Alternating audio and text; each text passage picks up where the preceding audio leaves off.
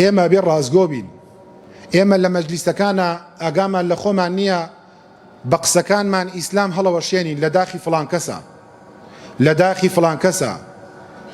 ئێسش خۆ لە مزگەوتەکانە و لە کۆمەلگا دێها خەڵکەیە هەر بە عەمەل بەلاشەی خۆی ئیسلام هەڵەوەشێنێتەوە ئاگاشی لە خۆی نییە.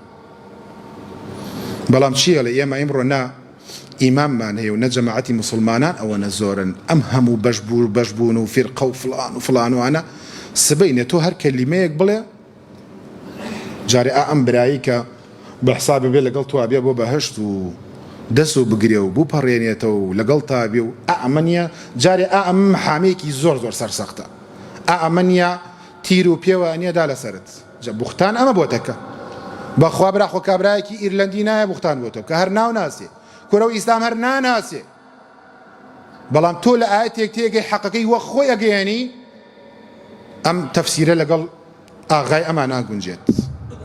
ئەڵێ ئەمە تونە، ئەڵێ ئەمە تونڕەی بڵاوکاتەوە، ئەڵێ ئەمە تەکفیریە بابە ئەختیار و بەتەمەنی خەڵکی مزگەوت و زانن تەکفیری و مەکفیری چێوان وازانن ئەمە ئەڵێن چیانی چییە؟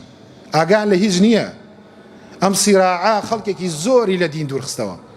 توا مەلاکان ئاوا بێ بکەن، توا گەنجەکان ئاوا بێ بکەن، مێزگر لێ بگرن. کاکە گیان با هەر کەسێ حەق بگەڕێنێتەوە بۆ شوێنی خۆی، کاکە با ناحەقی نەڵێ. ئێستا من ئالیرا وەستاوم ئەگەر ئاەتێک تەفسیرەکەم کە هەڵەیەکەکەم کە گەنجێکی مزگەوت پێمەڵێ مامۆستا ئەو تەفسیری تۆ کردت هەڵە بوو لە ئیبن کەثیر و تەبەریە وا ناڵێ برا ئەو ئاەتە غەڵەت تەفسیرت کرد کە من بڵێم نەوەڵا قسەی خۆمە. ئیتر چۆن نیزاع دروست نابێت؟ چۆن دروست نابێ؟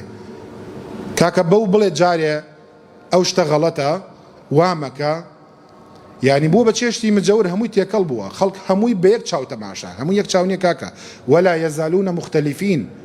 ئەجا خۆ ئەگەر هەموو یەک چاو بوایە ئێتە وەڵا برا مەولودکردن چی کێشەیەکیە بوو؟ سیراعی نێوانی موسڵمانان چی کێشەیەکیە بوو؟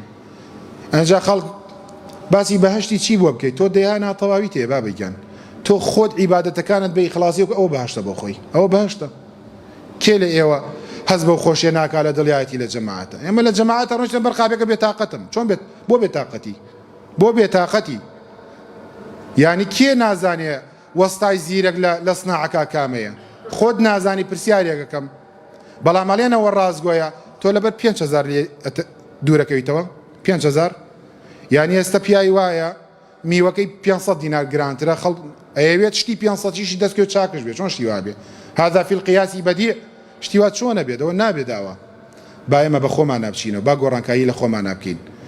شتێک زانی چارەسەر نابێت کۆتایی پێبێنە، وازی لێبێنە. شتێکش ئیشی تۆ نەبوو وازی لێبێنی زۆر باشترە.